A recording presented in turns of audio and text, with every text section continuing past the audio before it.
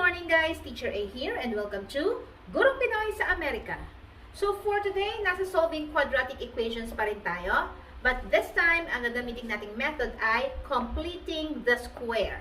So from the title itself, para ma-solve natin yung quadratic equation, gagawin natin siyang perfect square trinomial. So since hindi siya kompleto, kukompletuhin natin siya.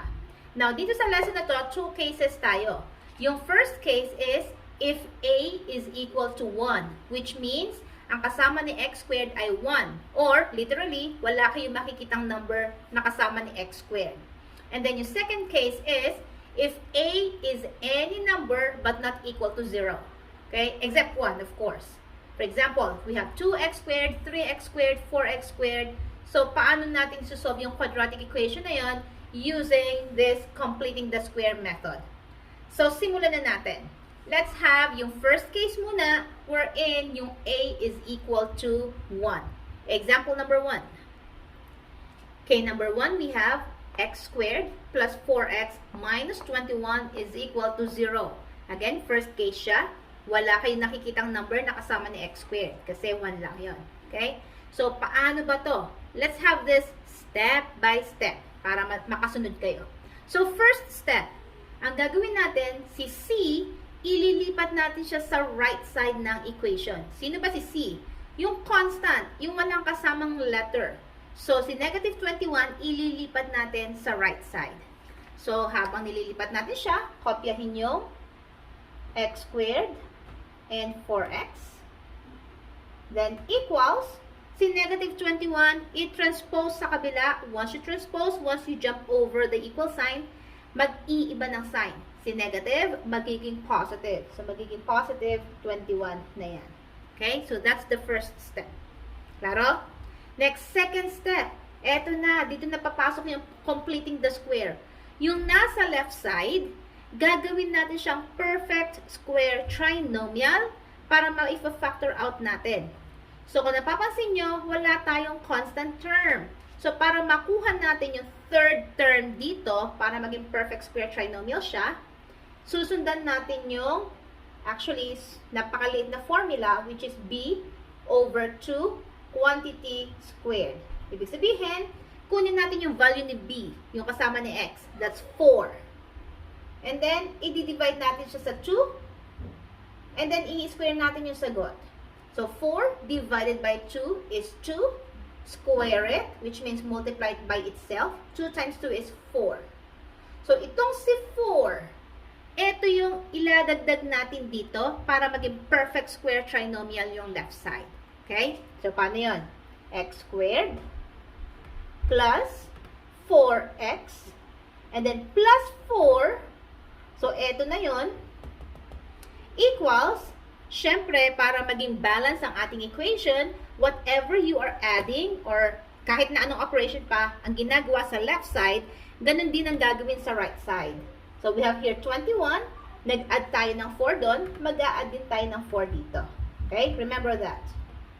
And then, since ang ating left side ay perfect square trinomial na, that means pwede na natin yung i-factor out. So, ano yung factor? Factor nito is x, factor ng last term, 4, ano yung perfect, this is a perfect square, so ano yung root niya, that's 2, and then quantity squared. There you go. So, laging ganyan yon. Pag pinactor out, kukunin lang yung square root ng first term, square root ng last term, and then quantity squared, which means it's x plus 2 and x plus 2. Okay? Equals, isolve yung nasa kanan. 21 plus 4 ay 25. There you go. And then, after that, kukunin natin yung square root ng both sides ng equation. So, we have here square root ng x plus 2, quantity squared, and square root ng 25. Again, para ma-maintain yung balance na equation, kung anong gagawin dito, gagawin din doon. So, anong square dito? Automatically, makakancel out yon. Yung squared at saka yung square root, matitira yung nasa loob, which is x plus 2, equals, sa kanan, anong square root ng 25? So, that's positive negative 5. Bakit? Positive 5 times positive 5 is 25. Negative 5 times negative 5 is also 25. So, laging may plus minus dito. Okay? Next, solve for x. So, si plus 2, ililipat natin sa kabila. So, we have x is equal to, si positive 2, nilipat sa kabila, magiging negative 2. And then, positive, negative 5. Now, to get x of 1 and x of 2, paghiwalayin na natin to. So, si x of 1 is equal to negative 2, and then plus 5, and then si x of 2 naman is equal to negative 2, and then yung minus 5 naman. Okay? So, we have here x of 1 is equal to negative 2 plus 5, magkaiba ng sign, i-subtract. 5 minus 2 is 3. Mas malaki si 5, positive siya. Therefore, ang sagot natin ay positive 3. So, x of 1, yung ating first root ay positive 3. Sa kabila naman, x of 2 equals negative 2 minus 5, both negative. So, add them. 2 plus 5 is 7. And then copy the common sign, which is negative. So, therefore, si x of 2, or ang ating second root ay negative 7. Okay? So, ganun lang kasimple ang pagko-complete ng square. Next, example number 2. So, ayan. We have x squared plus 6x minus 2 is equal to 0. Again, nasa first case pa rin tayo, wherein a is equal to 1. Yung kasama ni x squared ay 1. So, first step, ilipat yung constant term, yung walang kasamang variable, sa right side ng equation. Sino yon? Si negative 2, ililipat sa kabila. So, kopyahin natin si x squared plus 6x equals negative 2, nag-jump over the equal sign, iibahin yung sign niya. Si negative 2 magiging positive 2. Okay, that's the first step. Second step, i-complete natin tong square. Gagawin natin tong perfect square trinomial. Paano yon? Kukunin natin yung third term niya by using the formula b over 2 quantity squared. So, paano to? Ano yung b natin? Yung kasama ni x? That's 6 divided by 2. And then, i-square natin yung sagot. So, 6 divided by 2 is 3. I-square. Bakit 3? Yan. Square. Then, i-square natin to, which means 3 times 3, that's 9. So, itong si 9, ang idadagdag natin sa left side para maging perfect square trinomial, at idadagdag sa right side para maging balance yung equation. So, we have x squared plus 6x plus 9 is equal to 2 plus 9. Always pareho. Okay? Next, since perfect square trinomial na to, makukuha na natin yung factor niya. Paano? Square root ng first term, square root ng last term. All positive, so positive tayo. And then, quantity squared. Bakit ganito? Square root ng x squared is x. Square root ni 9 is 3. Okay? Equals. Sa kabila naman, 2 plus 9 is 11. And then, after that, tanggalin yung square by extracting the root. Getting the square root. So, square root ng x plus 3 quantity squared is equal to, do the same sa kabila, square root of 11. So, sa left side, makakancel yung radical sign, tsaka yung square, yung exponent, matitira yung nasa loob, which is x plus 3, equals, si 11 ba, may square root? Meron bang number na kapag minultiply sa sarili, 11 ang lalabas? Wala. So, therefore, just copy it.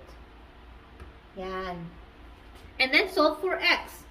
Para ma-solve si x, si positive 3, ita-transpose sa kabila.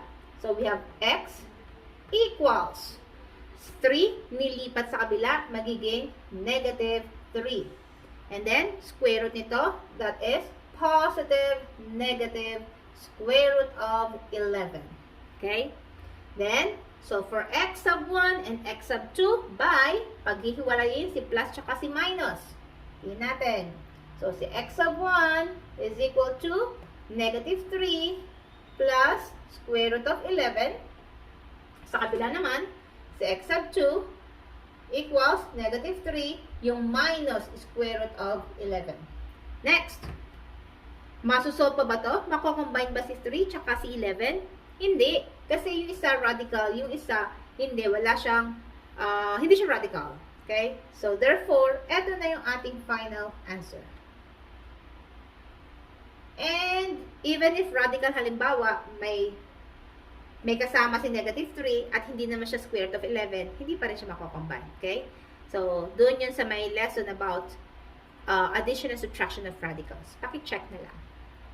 So, that's it sa ating case number 1. This time, case number 2 naman tayo. Wherein, yung variable yung coefficient ng x squared is more than 1. Paano yon? Let's have example number 3. Okay, next example. 3x squared plus 6x minus 12 is equal to 0. As you have noticed, yung a natin is equal to 3. So, mag-iiba ang ating first step. Ang first step natin, i-divide natin each term by a. So, kung ano yung kasama ni x squared, kailangan mawala. Okay? So, para mawala yon, i-divide lahat doon sa ating a, which is yung coefficient ni x squared. So, we have, i-rewrite ko lang, 3x squared plus 6x minus 12 is equal to 0. Each term to be divided by a, which is 3. 3, 3, 3, 3. So, makakancel out yon kasi 3 divided by 3 is 1. Matitira si x squared. And then, 6 divided by 3 is 2. So, magiging plus 2x ito. And then, negative 12 divided by 3 is negative 4.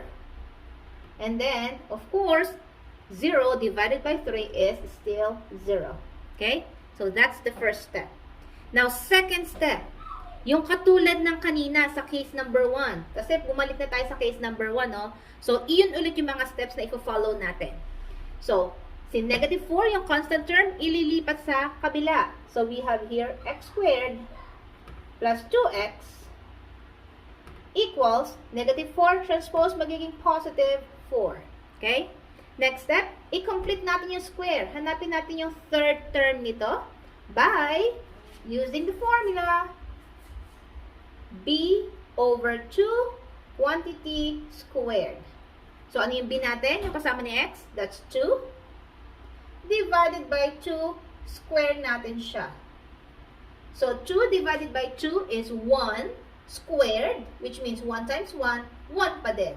So, si 1 ang i-add natin sa both sides ng equation. So, we have here x squared plus 2x plus 1 equals 4 plus 1.